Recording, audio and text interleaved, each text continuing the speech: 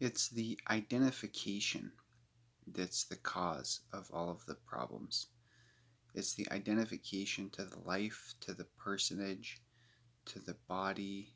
It's the identification to the thoughts, which are created by association, to the identification. And the identification can be to a number of things, but basically, the identification is to identification itself. To say that the identification is to thinking, or the identification is to getting something from thinking, or even from the spaces in between the thoughts.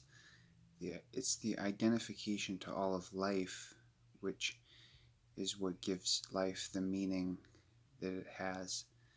And it's the identification which is going about on its own recognizance.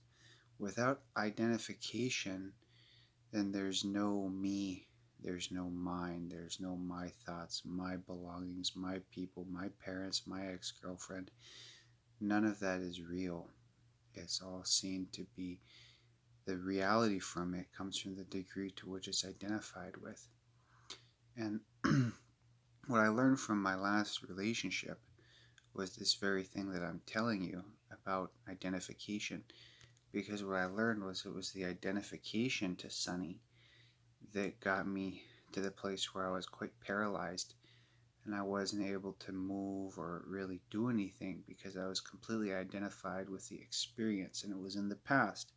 So being identified to the past leads to a lot of pain because when you're identified with something that's an illusion, you're identified with, by association, memories, and all these things. So the identification, when the identification goes away, you see that the identification is the source of juice or the source of life or the source of pleasure that was that you were getting from holding it that way. It's kind of like it's extracted.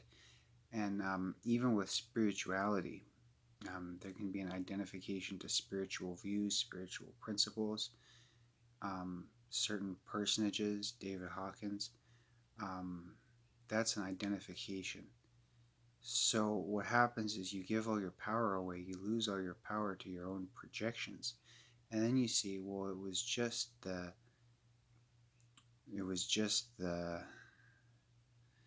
the power was there all along, but you had to figure out what the identification was before you're able to stop associating with those thoughts, which are coming from the associations of what was created by the identification of, like, let's say, spirituality. Because spirituality in and of itself is not that potent. I mean, spirituality is not really such a source of being being being a certain way. It's an ongoing process of discovery. And so even spirituality is not actually that powerful except what you give it or what you add to it. But it leads to insights and revelations and it's self-revealing.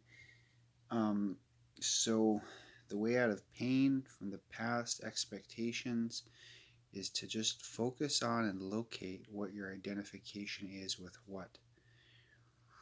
And then see that it's the identification that's getting at you. It's the identification, who you think you are, what you take yourself to be, what you take those people to be in relation to you, that is really what you're stuck on. It is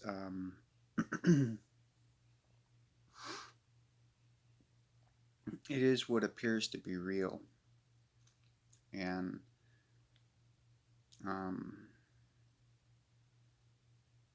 when you see through it and you see that it's as real as the identification, but that you can have that insight to know that it is the identification that's giving all of these things which we can love reality.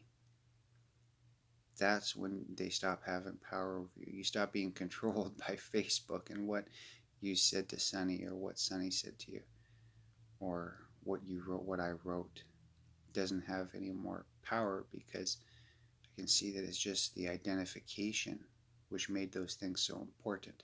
So now that I've located where that's coming from, I'm able to stop identifying with all of those minute facets of my own existence. My Facebook, my messages on my phone, um, all of those things. And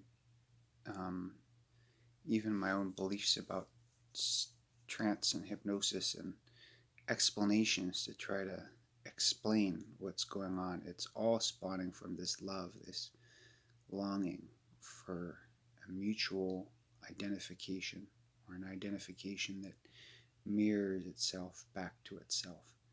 And when it's seen that the identification itself is independent of the mirrors, that's when I'm seeing right now that actually even my identification as a mental patient, or my identification as anything, it's only me putting my focus and energy into it that strengthens it. So that goes with everything. It's the attachment to these people, these symbols, that allows for them to not so much control me anymore, but for my thoughts to associate with them and then say they are my thoughts is the identification. So it is possible now, I see, to extract myself from that trap of being so involved in the world, and instead just observe it and not to try to milk something from it or get something from it. So right now I'm just holding in mind the word identification, and in the disidentification process, these things that I'm saying will be tested. And so it all depends on how much time you give to each thing.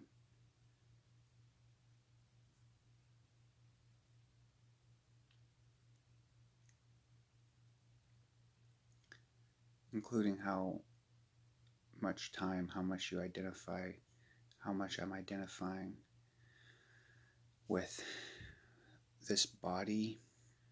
This body starts already to disidentify, because I'm not calling it my body, I'm calling it this body. But the identification is still there. So that's what I'm working on.